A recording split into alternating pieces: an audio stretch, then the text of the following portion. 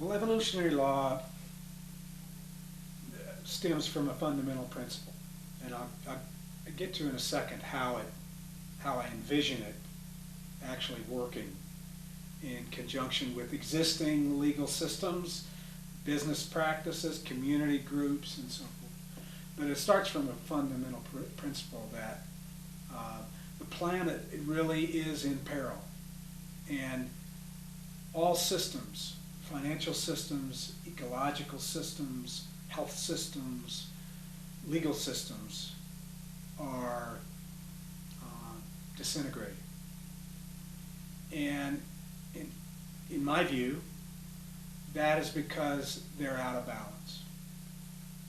The imbalance that's been created over centuries has really been due to the cultural belief systems, and I've used Richard Dawkins' term memes to describe these belief systems.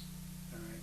Memes such as individual rights are paramount in American life, that humanity has dominion over the planet, and that's a combination of religious forces, constitutional forces, and just general social forces that have led us, especially in the developed world, especially in the United States, to believe that we have dominion over the entire planet. The planet is here to serve us.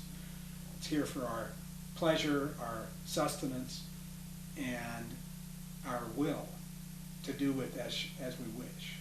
All right. Now, those are examples. Memes shift in response to what I see as existential crises. That's how evolution works, as we have known it. Now we're starting to understand that evolution also works not just from a push perspective, where existential circumstances force us to evolve, force organisms to evolve, force humans to evolve, force memes to evolve, the way we look at our world and the way we choose to interact with the world. But there's also the notion now we're seeing that evolution works in a cooperative way. And that's what I believe is, I've been using the term pull evolution, and now I know that others are using that term as well, and so it seems to be resonant in consciousness. Pull evolution is where individuals, communities start to see that their value systems call for them to reach for higher values, not because they're forced to, but because that's where they strive to move their lives.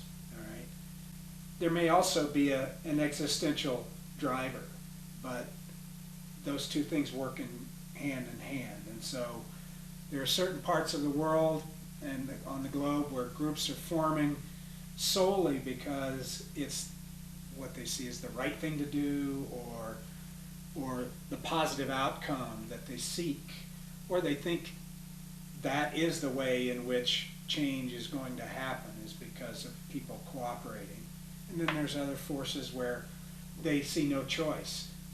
They've been in a really compressed environment based on fear, survival, and then that gets pulled away from them.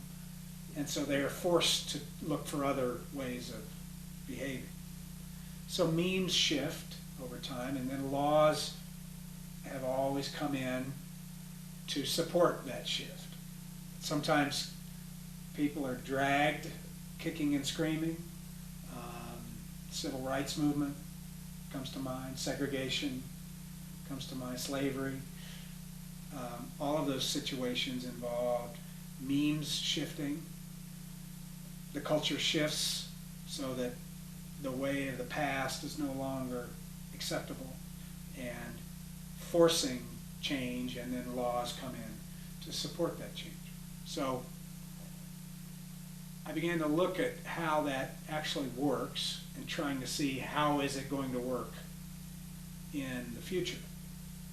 How can it work to help us find new solutions to these really intractable and dire circumstances that are present. And many people see those, and some people don't see those, and part of that is because the media, the mass media in the world, is truly controlled by corporations who have their own agendas, who are part of the process. And so I began to look at how will push evolution, how will existential circumstances work to bring about change, and how can pull evolution work at the same time? How can cooperative evolution work? And then, at a very basic level, how's that going to work in the real world? You know, because we have an existing legal system of which I'm intimately familiar. I have functioned in that environment, in the litigation environment, mediation environment, for many years. So I understand how those dynamics work and how they move slowly. Part of this problem is also associated with just our legal system itself, that it works on precedent, a system of precedent, so that you only move when courts find that precedent allows you to move, you know, based on the past, based on the logic and support from prior cases. So there's a lot of inertia, but there's a lot of demand for change. So how's that going to work? And it's going to take lawyers like me and others who understand the legal system, understand where it moves, where the points are of opening, where you might push and